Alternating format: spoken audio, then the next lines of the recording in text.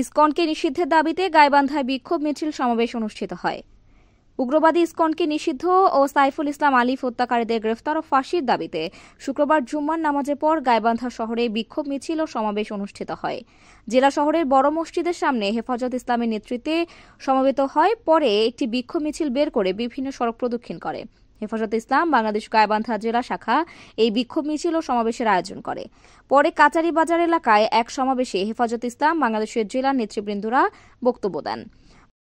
বক্তারা বলেন, সন্ত্রাসীদের কোনো জাতি, বর্ণ, গোত্র নেই। তারা বাংলাদেশের উগ্রবাদী ইসকনকে নিষিদ্ধ করার দাবি জানান।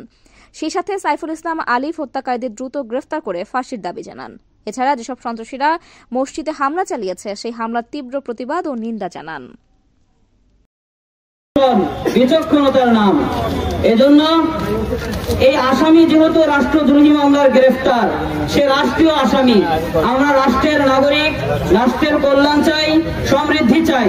পাশাপাশি আমরা ইসলাম প্রিয় তাওহীদি জনতা আমাদের ইবাদতগাহ আল্লাহর ঘর মসজিদকে ভাঙচুর করে অবমাননা করার কারণে আমরা সর্বোচ্চ তাদের শাস্তি দাবি করি।